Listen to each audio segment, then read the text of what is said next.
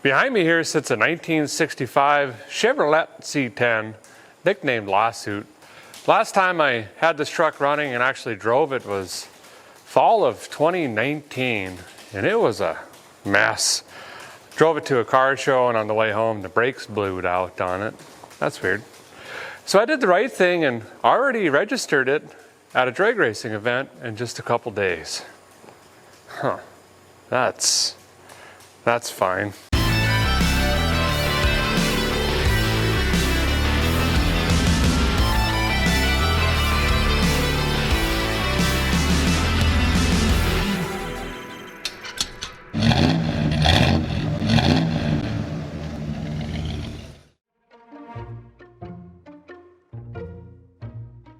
If you're like me, Guy likes to fish in his free time. And if you're also like me, Guy doesn't have any free time. But that doesn't stop me from fishing. I'm actually doing it right now with a game called Fishing Clash. Come on.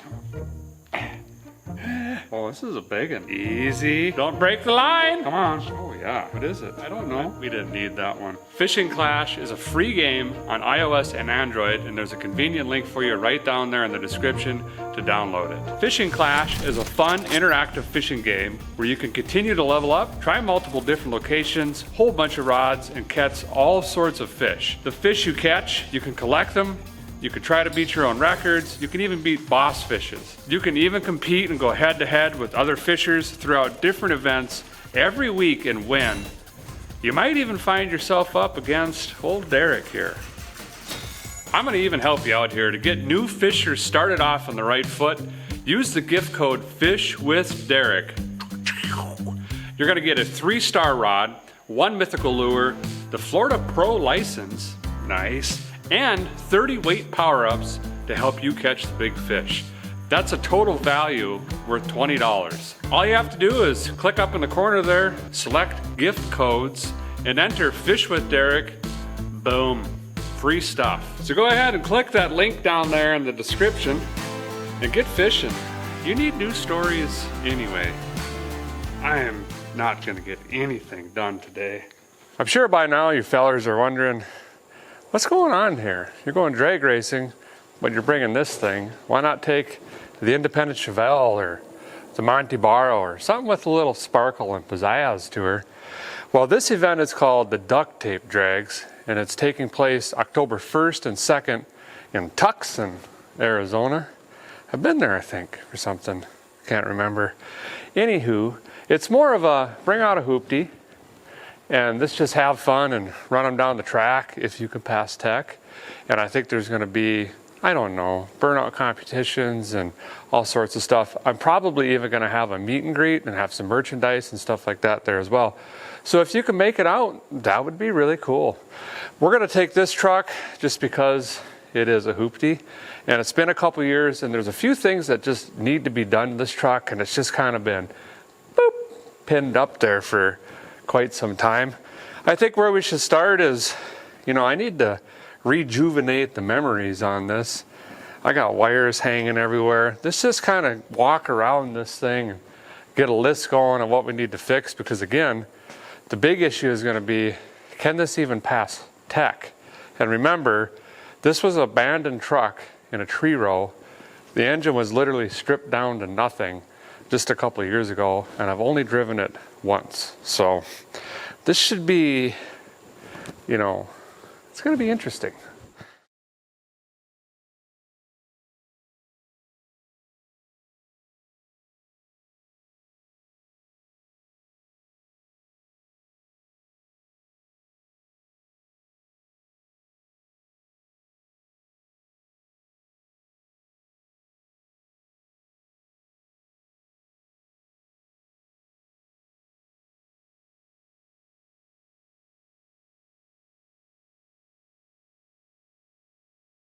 That's going to be a big issue.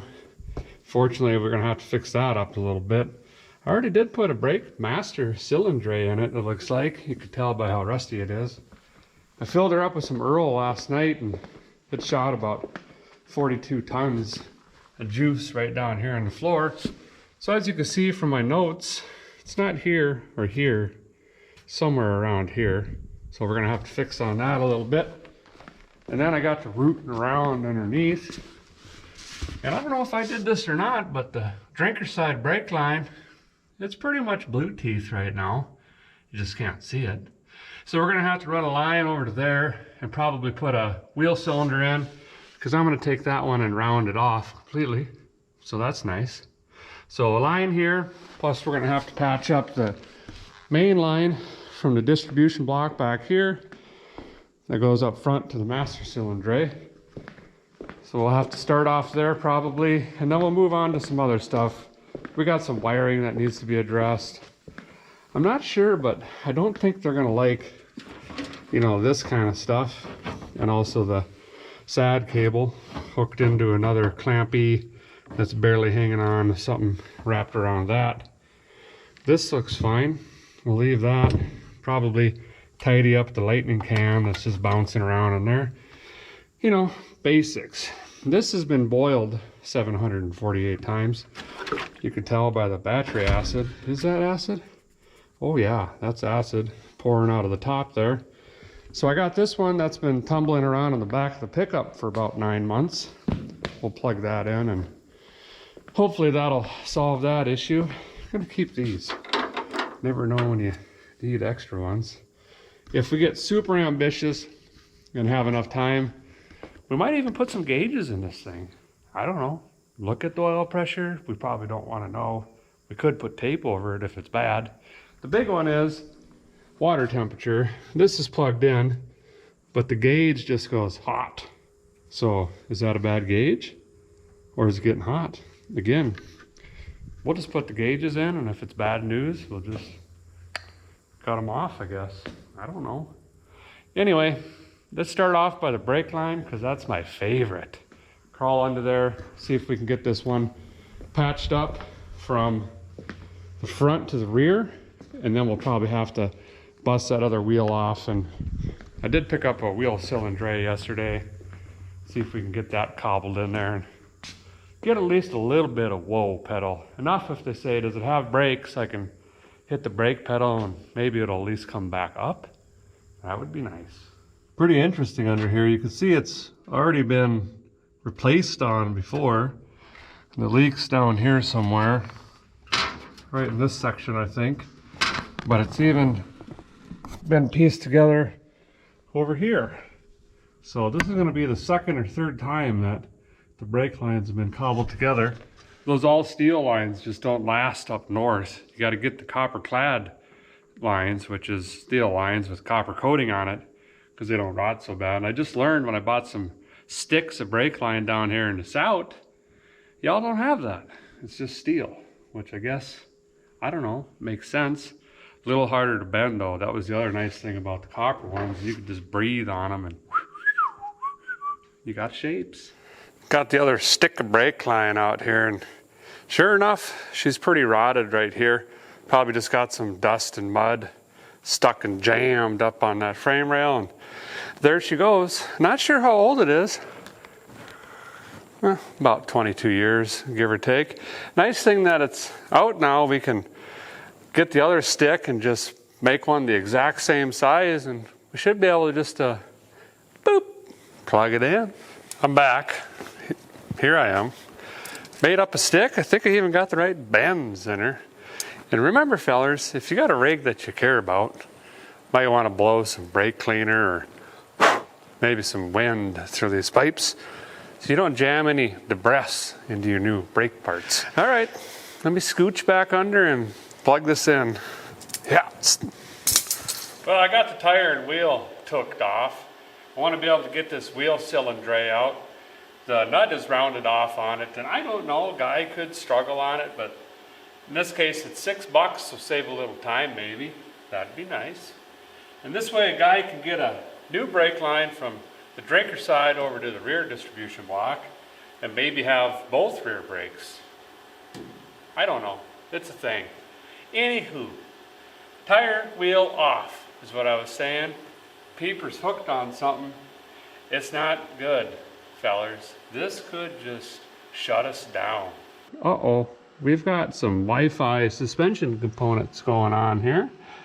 Clearly that's not good. Imminent catastrophic failure. Basically what's going to happen when I dump the clutch leaving the line is this is going to snap. The tire's going to cobble up in the box. The springs are going to spring out. Everything's going to crunch and bend and break. On these old 4-links, this here guy is the only thing holding the axle where it's supposed to be, right here. So when that snaps, she just starts it going. And then you got this here saucepan bar or hard pan bar, frying pan, whatever. That keeps the axle from going boop, boop, boop, boop this way. And then obviously these do the bouncing and everything else. So we're gonna have to fix this, especially if they lean under here. We're gonna have to do it right.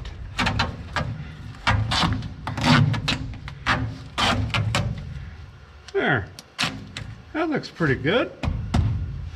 Fixed. If it held the independent Chevelle frame together, that should be just fine. Got the drum off, had to persuade on that with the Tanya a little bit. No big ridges in this, surprising. I mean, it was full of junk, but looks pretty good. And thankfully, she's even got some shoes left on her, all be dipped. And that's great because, of course, I didn't buy any of this stuff. Now, I've got to very delicately get all this hardware and springs and whatnots out of here. Because again, I don't have any of that, so I don't want to break it.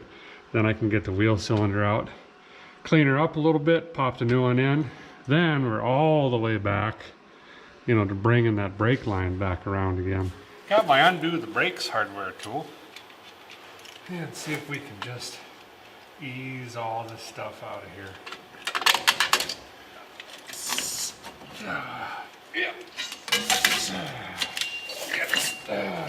Sure. Boop. Boop. 74 months later, I got updates. The 2 bolts that hold the wheel cylinder into the back or upper plate that does the brake things, those, they just, well, they're circle, is what I'm saying. And I can't fit my vice grips in there. I'd have to cut them out and it'd just be a mess. So I spent way too much time and ended up getting this rounded guy out, which is the fitting for the brake line. So I guess I'm gonna put everything back together that I took apart, and we'll just try to use the old wheel cylinder and just pretend that, you know, this was the plan the entire time. Well, the guy did get everything back together and fought a little bit on this one, if I'm being honest.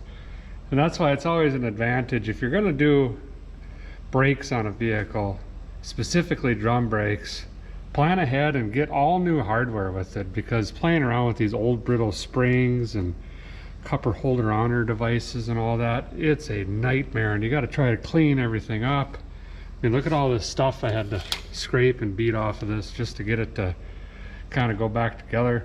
But for this particular project, you know, that's perfect. Onto the rear brake line stick here. I got to do a really sharp bend right when it comes out of the T to go over the diff and over to the drinker side wheel housing area. Now I do have a really cheap bender tubey thing, little cheap handheld thing, but I can't find it. This place is a mess. So I'm going to show you a different way with a socket, piece of weed whacker string, and a wrench. You can get a tight bend in here. I'm going to take this weed whacker string, I'm going to jam it right down in the old brake line here. Just, you know, get it in there. Go ahead and put it in the line. And what that's going to do is when we make this bend, it's going to be sure that it doesn't collapse all the way on the inside of this line. Then, take my open-end wrench, put it on the fitting, grab a socket. I got a big one. And then all I have to do, make sure the fitting is at the end of the line here. I'm just going to roll this wrench right around this socket, like this. There we go. Now when I pull the string out, I've got a sharp 90 in here, and I know for a fact it's not collapsed on the inside. No special tools necessary. Now I can plug this in, that's too long, and then start making the rest of the bends and whatnot. That's plugged.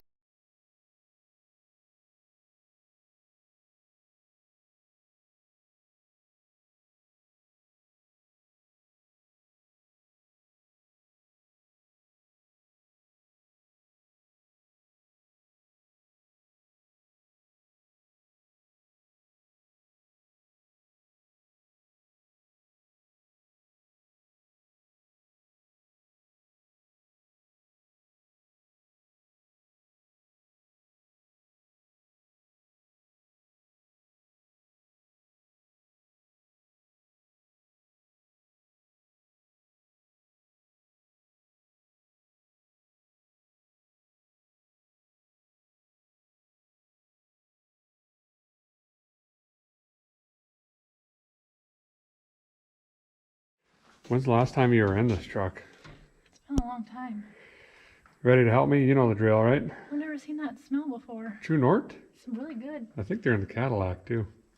I like it. All right, 10 times? Yep. What do we got? We got any pedal? A little bit. Let's see what we got. Wow. I pump her a couple times.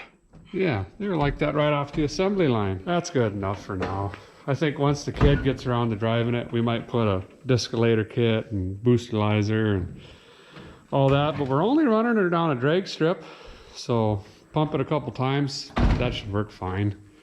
What do you think trap speed will be? 55?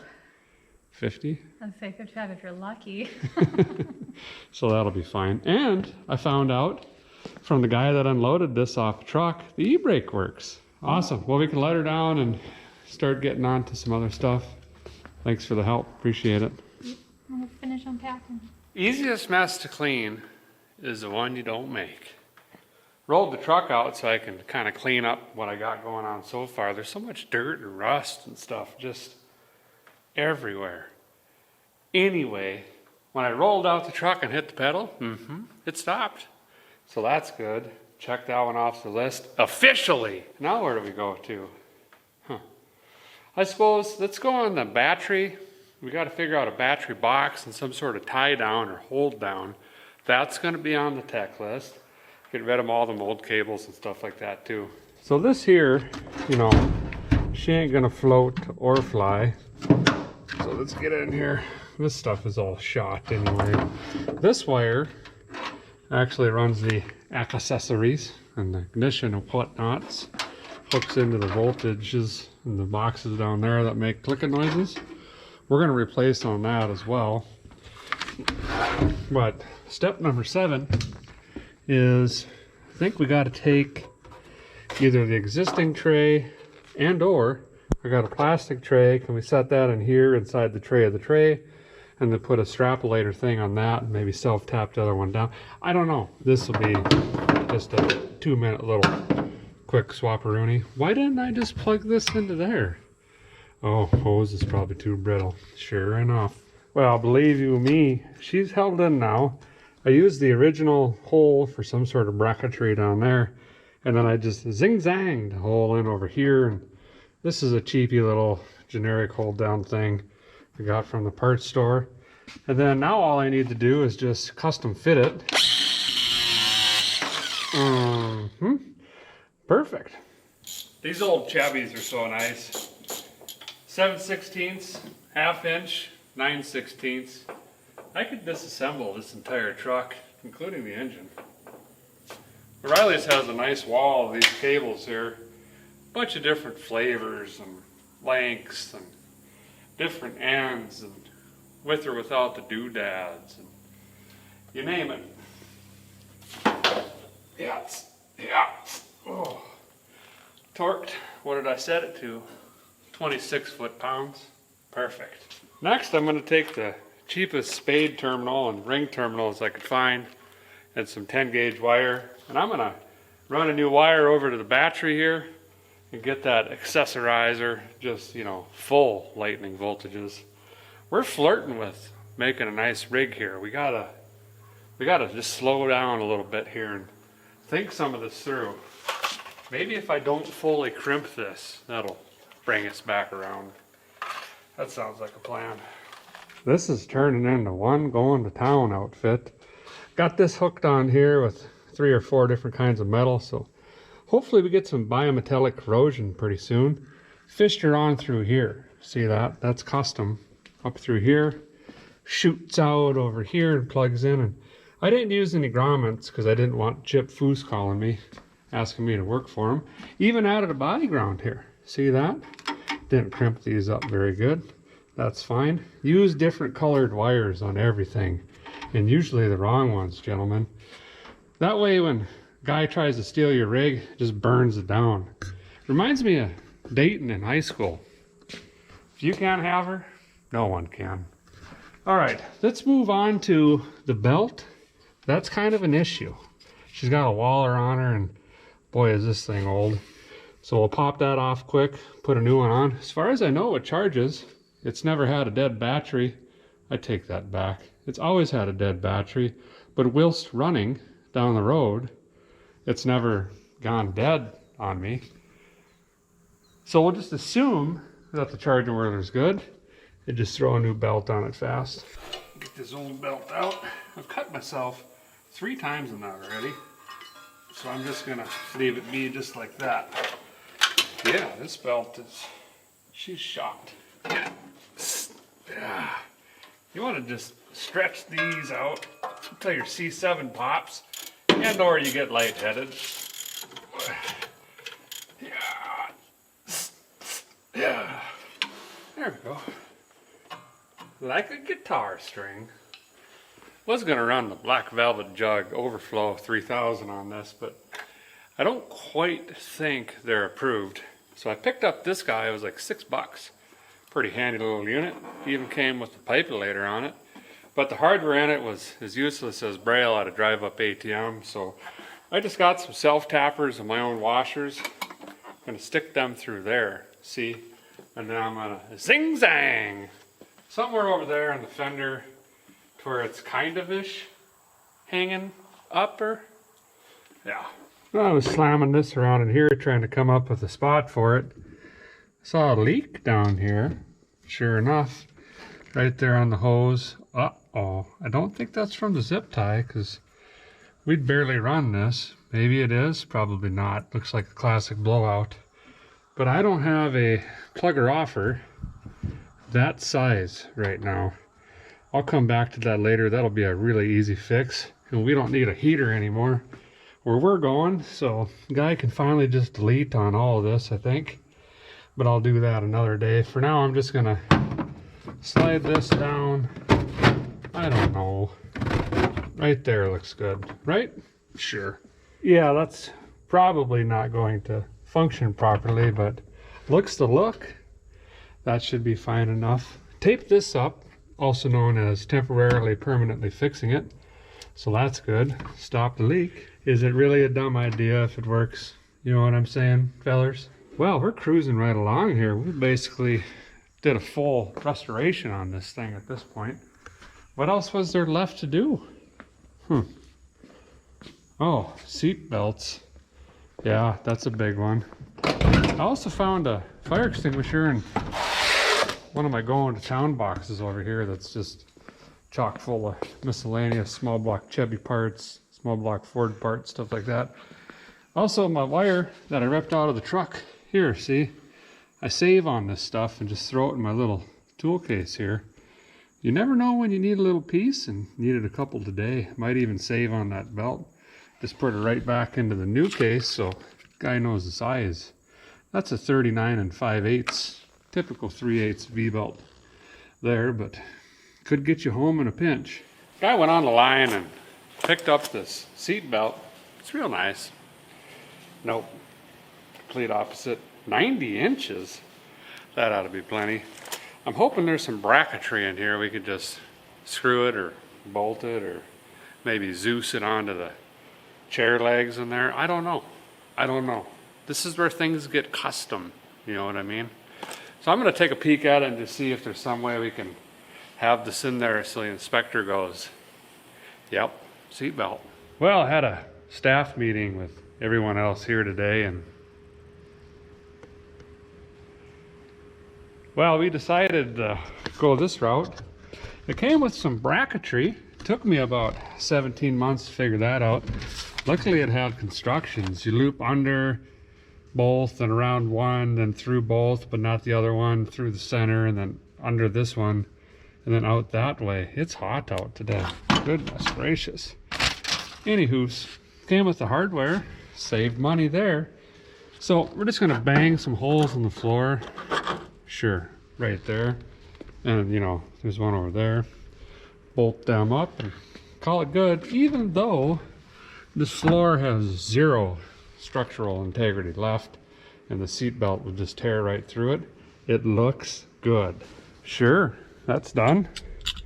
I might order up another one of these maybe hold you ins 200s for the other side, just so they match.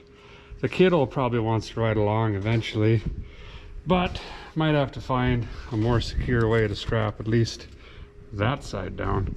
While I'm banging holes and stuff, I got the drill hot. Maybe we get this bolted down quick. I'm gonna get some sort of strap.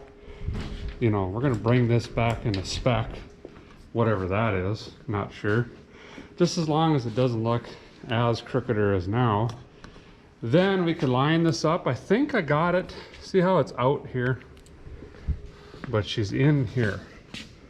So I think we're off. We're kittywampus or something. I gotta get this lined up right before we slam holes in it. This side's pretty good, so could it be as easy as just bringing in the topper side here? And then I think just 4 bolts. 1, G, trace, 4. Probably ought to hold it in. There's some camp chairs and gear oil. Now some of you may not like the look of the bed cap or the topper. Call it what you will. But listen, not only do I like it for the looks, see how this maroon kind of blends in, ties everything together. This came off that 80 Chevy, but it's also structural integrity.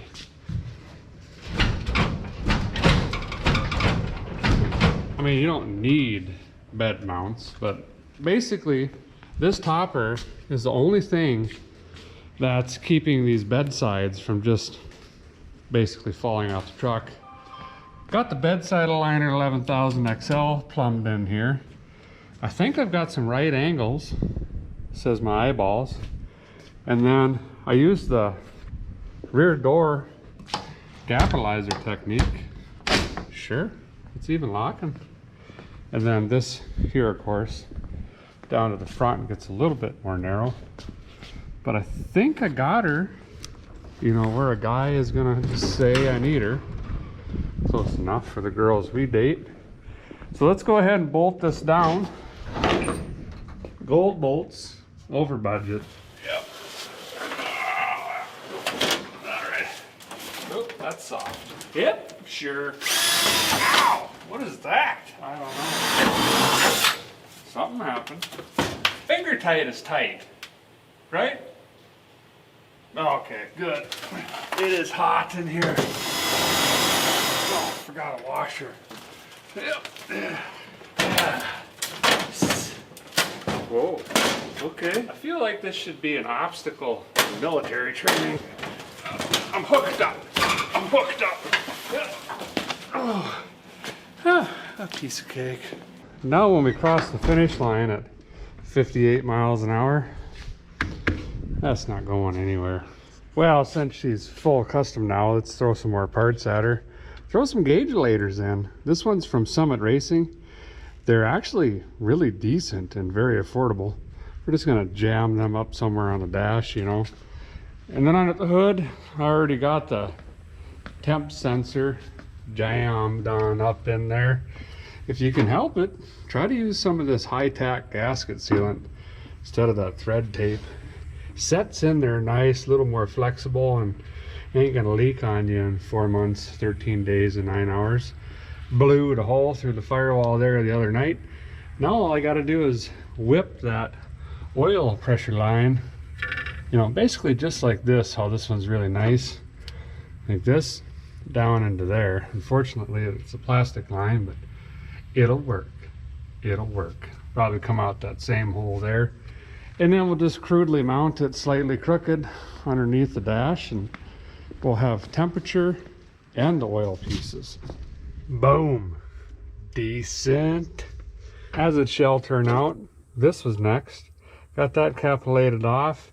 I'm gonna do the right thing and just let these hang here even though they're deleted. She's in full race mode now as far as the cooling goes. Now I just gotta run this out into a field somewhere and recycle the coolant that's in it currently. And we're gonna pull up to the house and just put some Tennessee tap water in it, which is probably 80 proof, maybe 90, not sure. You can't have the green stuff in there, fellers, when you're running the drag strip. You drop that down, uh-oh, people will not be happy. Slickery, very slickery. We're nearing the end, but we do have one very big project left on this thing, and that's taking the SOS pads to her. And I've decided to to throw the patented shine juice down. That's right. Let's go ahead and get some of this blue popping out at our pupils there, and then we'll get that shine juice, you know, the ball, linseed oil, and some other special ingredients, and lay a little bit of shine down on this thing. I mean, we're racing, but doesn't mean it can't be a show truck too.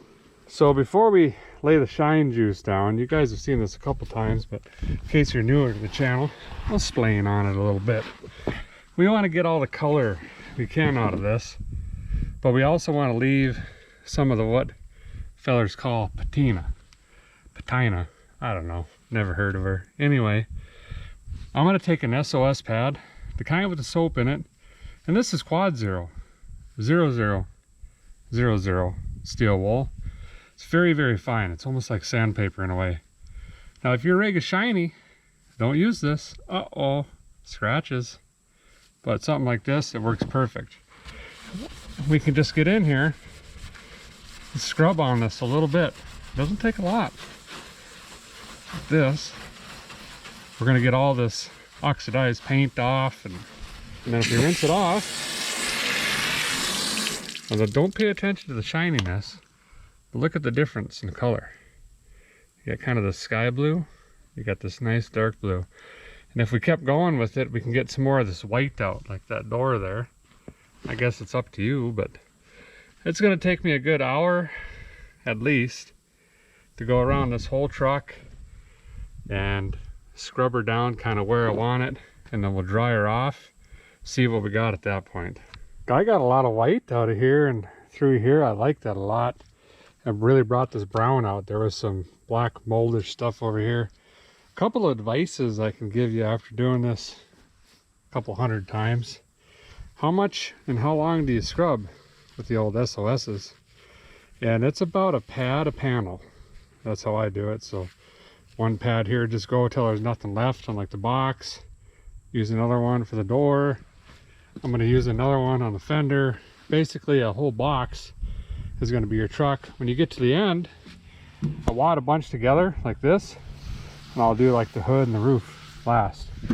And again, not only is this smoothing the paint out tremendously, it's cleaning up a lot of the gunk on the paint. And this is where you can let your artisticals go. I don't know what you want to do. You just keep changing the color and scrubbing on it. And like this black, I can take that off if I wanted to, but I don't.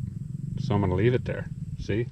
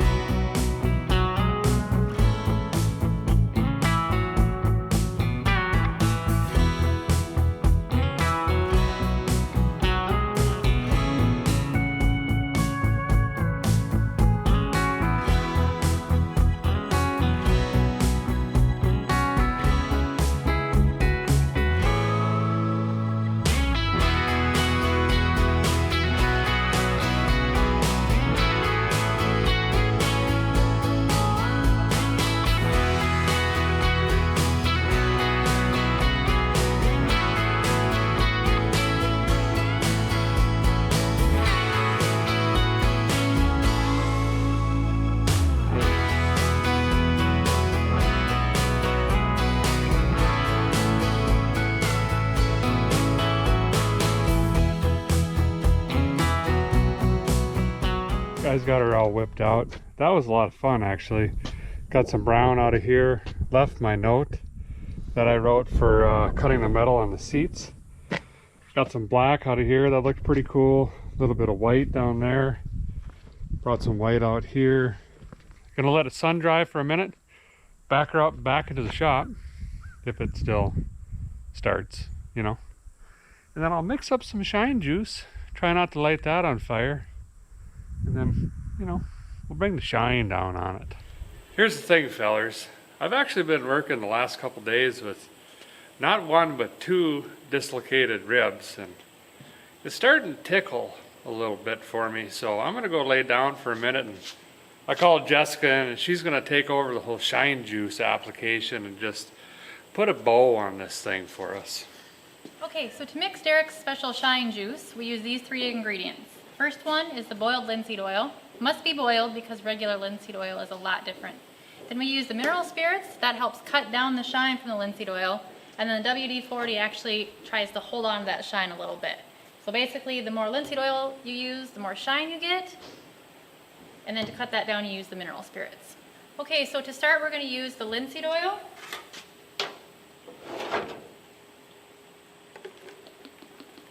Sure.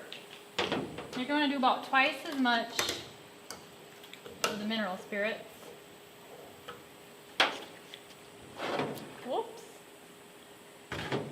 Oh, there. Oh gosh.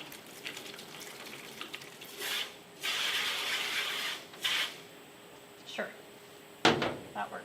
All right, now all we have to do is mix this together. Mixed. And we are ready to apply. Alright, so to start, you just simply need to dip your rag in it, get a little bit wet, and then you can just start wiping it on. Remember too, if you mix flammable chemicals, they're still flammable, but you want to make sure that you dispose of it properly. That, or you just want to store it really, really well, because it can spontaneously combust, and obviously you don't want any of that. This is looking pretty neat so far.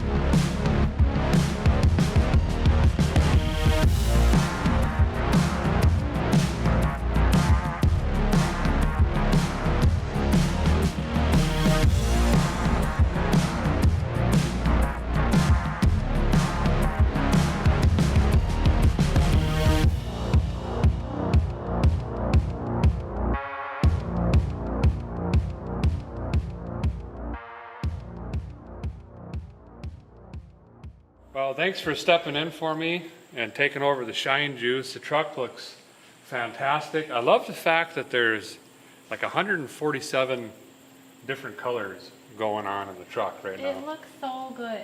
It looks like really shiny, and I'm excited to see what it looks like tomorrow after it dries a little bit. It's still going to look really wet tonight. We're going to let it dry overnight, and some of that shine will dissipate. And that's what the Earth Ghost Juice does, is kind of cuts down some of that bow linseed oil. So in the morning, we'll kind of see what it actually is going to look like. And keep in mind, it's going to stay like this for, depending on where you live.